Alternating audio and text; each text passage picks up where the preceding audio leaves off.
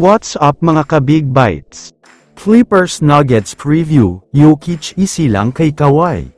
Pero bago ka sana magpatuloy sa panunood ay huwag mong kalimutang mag-subscribe sa aking YouTube channel.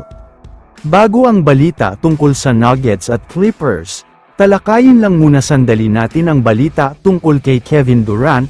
Naglabas na ng balita ang mga legit sources, at sinasabing aalis na daw talaga siya sa Phoenix Suns.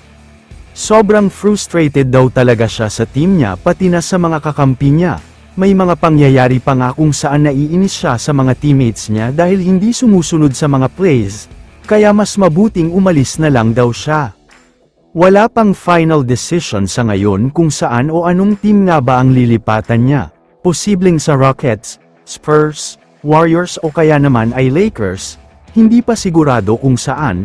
Pero ang sigurado pa lang ay aalis na talaga siya sa Suns.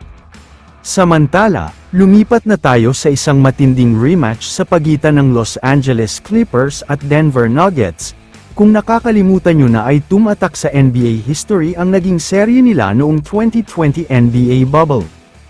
Western Conference Semifinals, lamang na ng 3-1 sa serye ang Clippers, akala ng lahat ay diretso na sila sa finals. Pero grabeng choke ang nangyari dahil tatlong sunod-sunod panalo pa ang nakuha ng Denver Nuggets.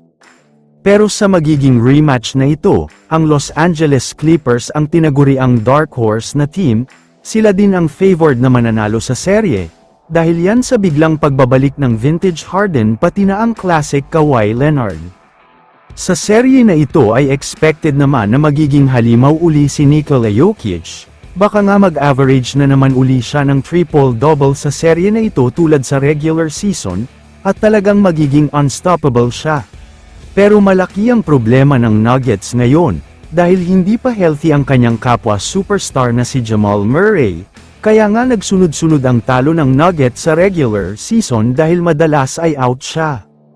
Marami ang nagsasabi na nandyan naman si Westbrook. Paalala ko lang na lubog ang kumpiyansa ng player na ito matapos ang mga errors niya sa mga nakalipas na games, kaya naman siguradong may hesitation talaga sa part niya. Kaya naman overall, mukhang layamado talaga ang Clippers sa serye na ito. Kumpleto din kasi ang mga bench players nila pati na mga role players, kaya malamang sa malamang ay aabot ng Game 6 ito in favor of Clippers. Kaya naman kung kayo ang tatanungin, sino sa tingin nyo ang mananalo dito? I-comment mo naman ang opinion mo tungkol sa tanong na ito. Dito na muna nagtatapos ang video na ito. Maraming salamat sa panunood mga ka-Big Bites. God bless sa inyong lahat.